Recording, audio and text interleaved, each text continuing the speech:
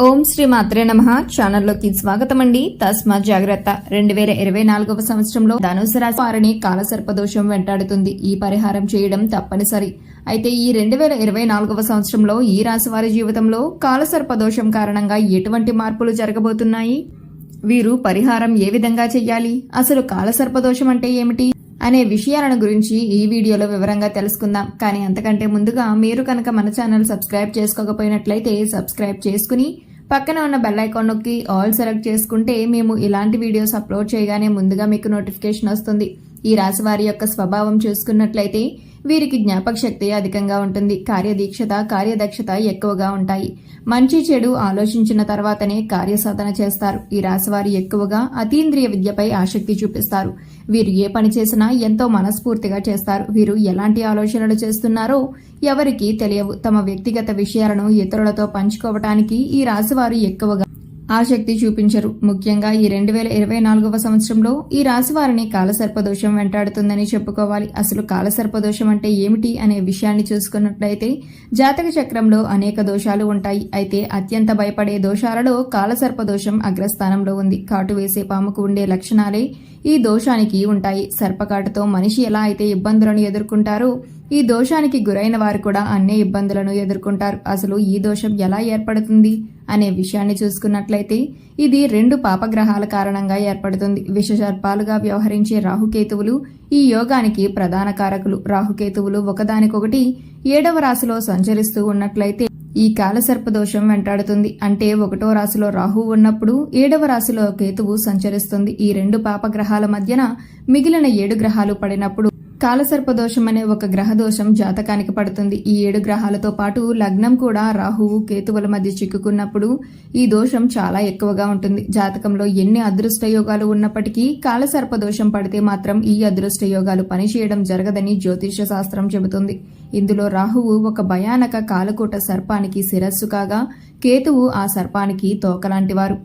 కాలసర్పదోషం వలన చక్కని యోగాలు సైతం భంగమైపోతూ ఉంటాయి. అందులోనూ జాతకంలో రాహుదశ గాని కేతుదశ గాని ప్రారంభమైతే ఈ దోషం మరింత ఎక్కువగా వర్తించడం మొదలవుతుంది. ఈ గ్రహాల దశలు మొదలైనా కాకపోయినా వీటి ప్రభావం మాత్రం జీవితంపై కనిపిస్తూనే ఉంటుంది. అంటే ఈ దోషం పాముల తరచూ కాటేస్తూ ఉంటుంది. అసలు ఈ కాలసర్పదోషం ఎలా వస్తుంది అనే విషయాన్ని గురించి చూసుకున్నట్లయితే జన్మ జాతకం నందు కాలసర్పదోషం ఉన్నటువంటి వారికి పూర్వజన్మలో లేదా ఈ జన్మలో పాములను చంపిన వారికి లేదా వివిధ మంత్ర ఔషధాలతో సర్పములను బంధించిన వారికి, పుట్టలను తవ్విన వారికి, పుట్టలను తొలగించి వాటిపై గృహాలు కట్టి నివసించే వారికి కాలసర్పదోషం వర్తిస్తుంది. అయితే ఈ సంవత్సరం ఈ కాలసర్పదోషం అనేది ఈ రాశి వారిని వెంటాడుతుంది. ఈ దోషం కారణంగా వీరు అనేక ఇబ్బందులను ఎదుర్కోవాల్సి వస్తుంది. వీరు ఏ పని తలపెట్టినప్పటికీ కూడా ఆ పని ఎలాంటి విఘ్నాలు లేకపోయినా సరే పూర్తి కాదు. అలాగే వివాహంలో ఆటంకాలను ఎదుర్కొంటారు. ఉద్యోగం చేసే చోట ఎన్నో ఇబ్బందులు తలెత్తుతాయి. దినదిన గండం 100 ఏళ్ల ఆయుష్లాగా జీవితం సాగుతుంది. మీ చేతుల వరకు వచ్చిన ప్రమోషన్ ఆగిపోతుంది. అనేక అప్పుల బాధలు ఎదురవుతాయి. ఎప్పుడూ ఏదో కోల్పోయినట్టుగా జీవితం ముందుకు సాగుతుంది. వివాహంలో సమస్యలను ఎదుర్కోవాల్సి వస్తుంది. పీటల వరకు వచ్చిన పెళ్లి కూడా ఆగిపోయే పరిస్థితులు ఎదురవుతాయి. మీరు ప్రేమించిన వ్యక్తికి మధ్య నిరంతరం ఏవో విభేదాలు తలెత్తుతాయి. ప్రతి చిన్న విషయంలో ఇతరుల వల్ల మోసపోతారు. ఇతరుల ప్రలోభాలకు లొంగి అపార నష్టాలను ఎదుర్కొంటారు. కుటుంబంలో ప్రతినిత్యం ఏవో గొడవలు, చికాకులు, మనస్పర్ధలు ఎదురవుతాయి. మానసిక ప్రశాంతత అనేది ఉండదు. మీరు ఎవరికైనా మంచి విషయాలు చెప్పినప్పటికీ కూడా అవి వారు చెడుగా అర్థం చేసుకుని మిమ్మల్ని దూషిస్తారు. భార్యాభర్తల మధ్య తగాదాలు, వారు విడిపోవడం కూడా జరుగుతుంది. మీ సంతానం వలన అనేక ఇబ్బందులను ఎదుర్కొంటారు. ఆర్థికంగా ఎన్నో ఇబ్బందులను ఎదుర్కోవలసి వస్తుంది. రుణ సమస్యలు మిమ్మల్ని వెంటాడుతాయి. అంతేకాకుండా సంతానం కోసం ఎదురు చూస్తున్న ఈ రాశి వారికి ఆరోగ్యపరంగా ఎలాంటి ఇబ్బందులు లేకపోయినప్పటికీ కూడా సంతాన ప్రాప్తి అనేది కలగదు. ఒకవేళ సంతానం కలిగినప్పటికీ అంగవిహీనులై సంతానం కలుగుతారు. ప్రేమలో మోసపోతారు. ప్రతినిత్యం ఏదో ఒక అనారోగ్యాన్ని ఎదుర్కోవాల్సి వస్తుంది. తిండి సరిగా తినకపోవటం, దురుసుగా మాట్లాడటం, పాముల కలలు రావటం వంటివి జరుగుతాయి. ఎన్ని హాస్పిటల్స్ లో చూపించుకున్నప్పటికీ కూడా ప్రయోజనం ఉండదు. అసలు మీకు ఎలాంటి అనారోగ్య సమస్య వచ్చిందో కూడా వైద్యులు సైతం గుర్తించలేరు. వైవాహిక జీవితంలో ఆటంకాలు, పుత్రశోకం ఇలా 1 కాదు 2 కాదు అనేక రకాల ఇబ్బందులను ఎదుర్కోవాల్సి వస్తుంది.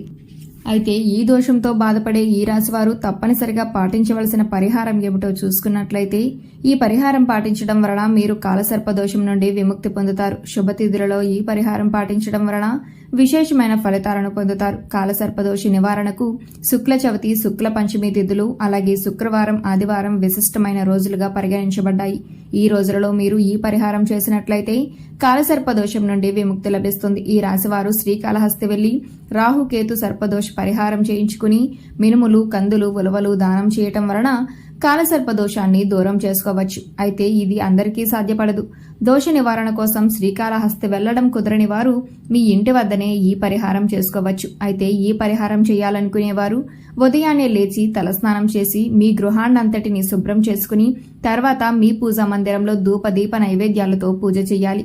ఈ కాలసర్పదోష నివారణ పూజ చేసేవారు తప్పనిసరిగా ఆ రోజంతా ఉపవాసం ఉండి పూజ నియమాలను పాటిస్తూ ఎలాంటి ఆటంకాలు లేకుండా పూజను పూర్తి చేయాలి. మీ ఇంట్లో ఒక నాగదేవత ఫోటో కానీ లేదా ప్రతిమను కానీ మీ పూజా మందిరంలో ప్రతిష్ఠించి పూజ చేయవలసి ఉంటుంది. ప్రతి ఒక్కరి ఇంట్లో నాగదేవత ఫోటో ఉండదు, కానీ ఈ పూజ చేసేటప్పుడు మాత్రం మీరు తప్పనిసరిగా ఫోటోను కానీ ప్రతిమను కానీ తెచ్చి పూజ చేయాలి. ఒకవేళ మీరు ప్రతిమను తీసుకువస్తే దానిని ఒక రాగి పళ్ళెంలో కానీ, వెండి, ఇత్తడి పళ్ళెంలో కానీ లేదా స్టీల్ పళ్ళెంలో కానీ కొన్ని బియ్యం వేసి ప్రతిమను ప్రతిష్ఠించాలి. నాగదేవత పటాన్ని పువ్వులతో అలంకరించి పసుపు, కుంకుమ, అక్షతలతో పూజ చేయాలి. పూజ చేసేటప్పుడు నాగదేవత పటం యొక్క తోక భాగాన అంటే పటం కింద భాగాన అక్షతలు వేస్తూ పూజ చేస్తూ నాగులకు సంబంధించిన ఏదైనా స్తోత్రాన్ని చదువుకోవాలి. పూజ పూర్తయిన తర్వాత ఆ పటాన్ని లేదా ప్రతిమను కానీ ఎవరైనా బ్రాహ్మణునికి దానంగా ఇచ్చినట్లయితే మీకు దోష విముక్తి లభిస్తుంది. పూజ చేసిన రోజు సాయంత్రం పాలు, పండ్లను స్వీకరించి మీ ఉపవాసాన్ని విరమించుకోవాలి. ఈ విధంగా దోష విముక్తి చేసుకున్న వారికి ఎలాంటి ఇబ్బందులు తలెత్తవు. వ్యాపారంలో ఎదుగుదల కనిపిస్తుంది. వ్యాపారంలో ఎదుర్కొంటున్న ఇబ్బందులన్నీ కూడా తొలగిపోతాయి. ఉద్యోగంలో ఆగిపోయిన ప్రమోషన్లు వస్తాయి.